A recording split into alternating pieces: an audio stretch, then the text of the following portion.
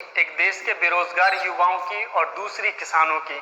इस वक्त पूरे देश में बेरोजगारी को लेकर युवा और कृषि संबंधित कानूनों को लेकर किसानों में मोदी सरकार के खिलाफ भयंकर आक्रोश है।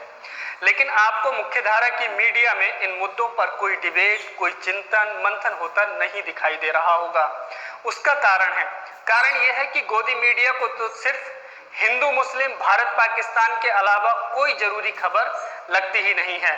और इस वक्त गोदी मीडिया बॉलीवुड में ड्रग्स पर पड़ताल कर रहा है।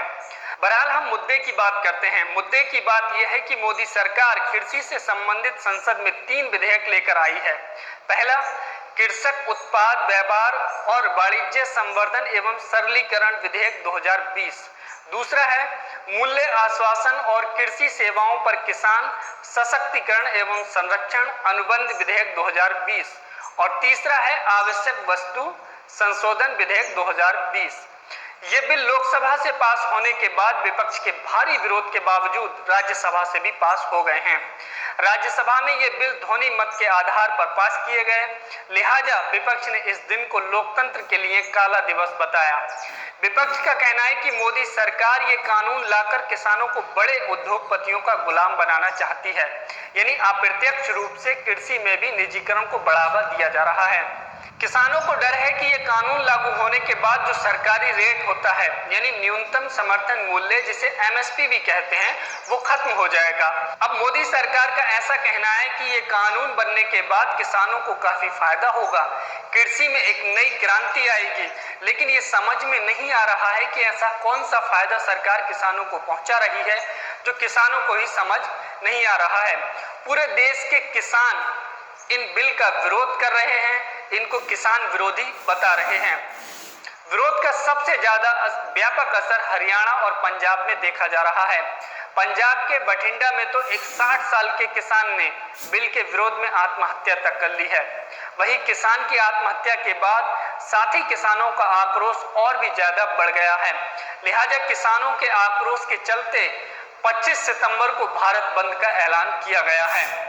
सोशल मीडिया के जरिए बेरोजगारी और किसान संबंधित विधेयकों को लेकर 25 सितंबर को भारत बंद का ऐलान किया गया है। ट्विटर पर 25 सितंबर भारत बंद ट्रेंड कर रहा है। तमाम सामाजिक कार्यकर्ताओं और राजनीतिक लोगों ने भी इसका समर्थन किया है। रिटायर्ड आईएएस सूर्य प्रताप सिंह और हंसराज मीणा ने सोशल मीडिया पर भारत बंद के इस ऐलान को व्यापक रूप दे रखा है। तमाम लोग किसानों के समर्थन में पोस्ट लिख रहे हैं और भारत बंद का समर्थन कर रहे हैं। हंसराज मीणा ने अपने ट्विटर पर लिखा है कि देश भर के किसानों को आप सभी की जरूरत है। मोदी सरकार संसद में ला रही किसान विरोधी काले अध्यादेश का कड़ा विरोध करें। मिलकर सभी आगामी 25 सितंबर को भारत बंद किसान आंदोलन को सपोर्ट करें। सूर्य प्रताप सिंह ने हरसिमरत कौर का ट्वीट रिट्वीट करते हुए लिखा है, मोदी जी की पूर्व मंत्री भी साथ में, 25 सितंबर भारत बंद। आपको बता दें कि शिरोमणि अकाली दल की नेता और मोदी सरकार में कैबिनेट मंत्री हरसिमरत कौर बादल ने इस बिल का विरोध करते हुए मंत्री पद से इस्तीफा दे दिया है। वहीं मीना सिंह सेंगर नाम के ट्विटर यूजर ने लिखा है कि किसान विरोधी काले अध्यादेश के खिलाफ देश भर के किसानों द्वारा बुलाए जा रहे 25 सितंबर भारत बंद का मैं पूर्ण समर्थन करता हूं। डॉक्टर कुमार मंगलम लिखते हैं कि बंजर सी धरती से सोना उगाने का मादा रखता हूं, अपने हक की लड़ाई नेताओं से लड़ने का मादा रखता हूं। किसान विरोधी सरकार की नीतियां देखता हूं, न दिखता कोई रास्ता तभी आत्महत्या करता हूं। हमारा किसान हमारा अभिमान, 25 सितंबर भारत बंद। वहीं सुनील कुमार समाजवादी लिखते हैं कि मजदूरों की आवाज 25 सितंबर भारत बंद, किसानों की आवाज 25 सितंबर भारत बंद, नौजवानों की आवाज 25 सितंबर भारत बंद, माता बहनों की आवाज 25 सितंबर भारत बंद, बेरोजगारों की आवाज 25 सितंबर भारत बंद।